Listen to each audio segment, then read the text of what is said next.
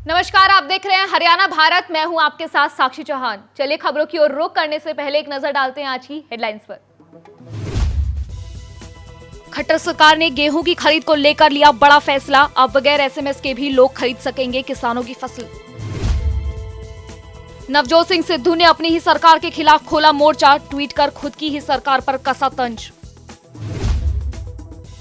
Singhu border पर धरना कर रहे 15,000 किसानों को मिली बड़ी राहत। ताऊ देवीलाल की पुण्यतिथि पर इनेलो नेता अभय चौटाला ने खोला 40 बेड वाला अस्पताल।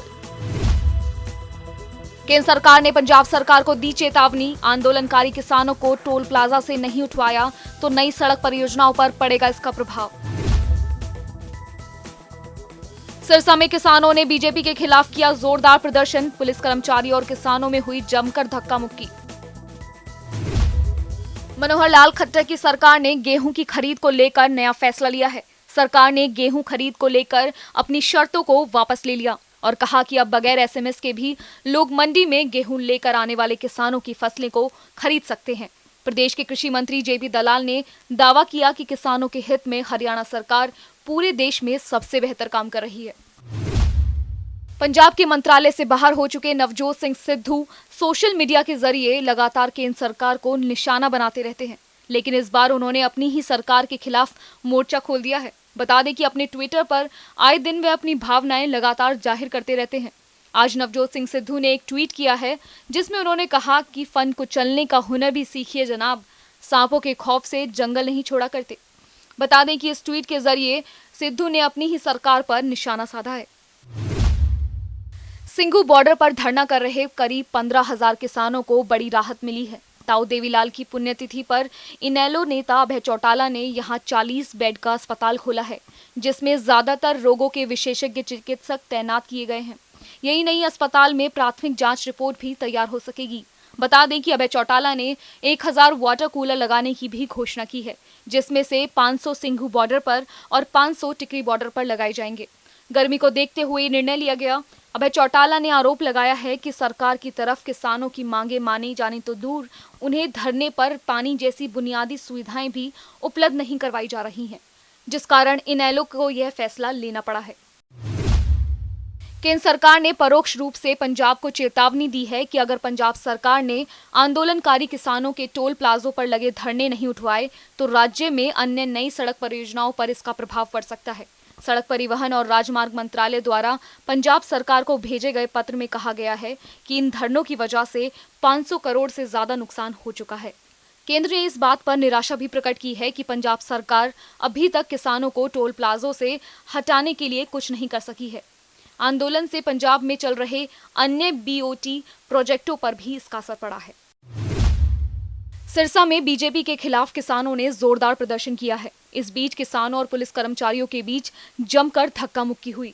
इस बीच किसानों ने सरकार विरोध में नारे भी लगाए। साथ ही सिरसा पहुंचकर बीजेपी सांसद सुनीता दुग्गल और विधायक गोपाल कांडा को काले झंडे भी दिखाने लगे। वहीं इस प्रदर्शन को लेकर भाजपा जिलाध्यक्ष ने बैठक बुलाकर इस घटना की निंदा की है। खबर पलवल से है, जहां गन पॉइंट पर कार में अपहरण करके लूटपाट और मारपीट करने वाले 2 आरोपियों को मुंडकटी थाना पुलिस ने गिरफ्तार कर लिया है। 3 आरोपी फिलहाल फरार हैं, जिनकी तलाश में पुलिस लगी हुई है। बताया जा रहा है कि आरोपी अपने 3 और साथियों के साथ मिलकर बलदेव को गन पॉइंट पर अपहरण करके रिंडका गांव में खेतों में ले गया और उसके साथ मारपीट की और 3300 रुपए की लूट भी की। पुलिस ने आरोपियों के कब्जे से देसी कट्टे को बरामद किया। उन्हें मुखबिर से सूचना मिली कि गन पॉइंट पर लूटपाट करने वाले 2 आरोपी पलवल के बस स्टैंड पर मौजूद हैं। सूचना मिलते ही टीम मौके पर पहुंची और आरोपियों को धर दबोचा। पानीपत में पति ने अपनी पत्नी से परेशान होकर सल्फास खाकर आत्महत्या कर ली। मृतक की बहन का आरोप है कि भाभी ने अपने प्रेमी के साथ मिलकर उसके भाई को जहर खिलाया है। बहन ने बताया कि भाभी होली के अगले दिन ही अपने प्रेमी के साथ भाग गई थी, लेकिन पुलिस में रिपोर्ट के बाद वो वापस आ गई थी। पुलिस ने परिजनों की शिकायत पर पत्नी और उसके प्रेमी के खिलाफ रिपोर्ट दर्ज कर ली है और शव का पोस्टमार्टम कराकर परिजनों को सौंप दिया है। चंडीगढ़ के स्वास्थ्य मंत्री अनिल विज ने कहा कि अप्रैल माह के अंत तक करीब 35 लाख लोगों की वैक्सीनेशन का प्रयास किया जाएगा। अभी तक करीब 21 लाख लोगों का कोविड-19 का टीकाकरण हो चुका है और साथ ही विज ने ये भी कहा कि प्रदेश के सभी सरकारी स्वास्थ्य केंद्रों में कोरोना वैक्सीन डोज उपलब्ध है। राज्य सरकार दूसरी लहर को नियंत्रित करने के लिए बीते वर्ष की तरह सभी जरूरी कदम उठाना सुनिश्चित करेगी। बता दें कि प्रदेश में 13,000 एक्टिव केस हैं और रोज करीब 25,000 की टेस्टिंग की जाती है और पॉजिटिव रेट करीब 7.78% है।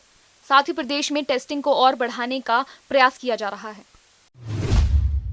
प्रदेश में कोरोना की रफ्तार बढ़ती जा रही है। एक दिन में 2099 कोरोना संक्रमण के केस मिले हैं, जबकि 9 मरीजों की मौत हो गई है। सक्रिय मामलों की संख्या 4 महीने बाद बढ़कर 14,080 पर पहुंची है। मंगलवार को मेगा टीकाकरण दिवस के मौके पर प्रदेश में कुल 84,950 लोगों ने कोरोना वैक्सीन का टीका लगवाया था, जिसके चलते अब प्रदेश में टीकाकरण का कुल आंकड़ा 2,97,282 पर पहुंच गया है।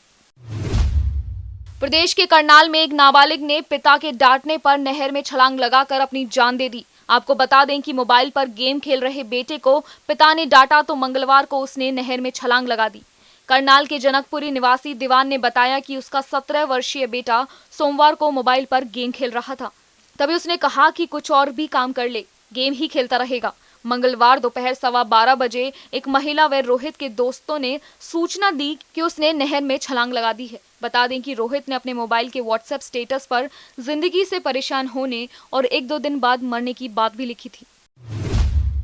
फिलहाल इस बुलेटिन में सिर्फ इतना ही। हरियाणा से जुड़ी तमाम बड़ी खबरों को देखने के लिए जुड़े रहिए हरियाणा भारत के साथ। नमस्कार।